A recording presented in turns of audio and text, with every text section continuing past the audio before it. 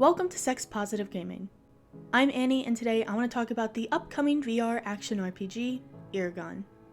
This was the game that received the most votes for the new Steam releases in August video, and the prologue is currently available for PC on Steam. I first covered Iragon in April in the top 12 upcoming adult content Steam releases video, and it had me excited from the beginning. I mean, I love fantasy RPGs, and this was VR as well. Since then, I have kept up with the beta, and I really like a lot of the features that are in development. So this is your standard hero's journey in a high fantasy civilization. The main character has both magical and melee attacks. Currently that includes ice, fire, and lightning spells, but only a sword as your physical weapon. There are plans to add additional weapons, but that's all there is right now. Graphically, this is an anime-style experience. The characters are kind of blocky and angular, but that seems to be normal for this generation of VR games. I'm not sure how polished the finished product will be, but I only found this really distracting with some of the camera angles in the cutscenes. Currently, most of the characters are fully voiced, and this does include sexual interactions. There's combat damage on the clothing of the female characters. This is a cool feature, but I do wish you had the choice of turning it on and off for both male and female characters. The development studio Repulse is out of Bulgaria, so it is unlikely that we will see content like that or really any male homosexual flavors. I mean, I'd love to be wrong, but there are a lot of places in the world that are fine with lesbian and bisexual women, but will not tolerate male homosexuality. Flavor-wise, this is a male protagonist heterosexual harem high fantasy adventure. There's also BDSM, power exchange, lesbian, and costumes.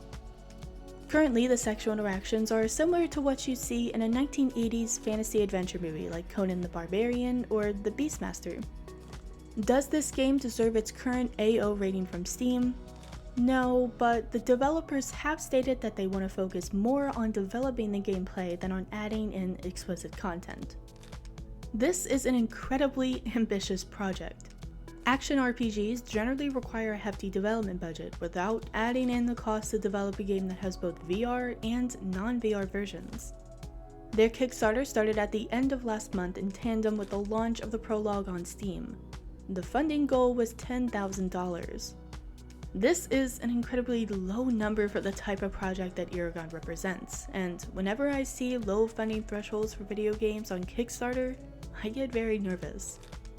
A game like this usually requires millions to develop just in the labor costs.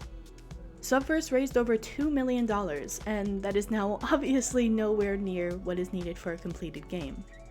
And Iragon is a VR game that has been in development for apparently over a year. Don't get me wrong, I want to see Iragon succeed and will be backing the game on Kickstarter.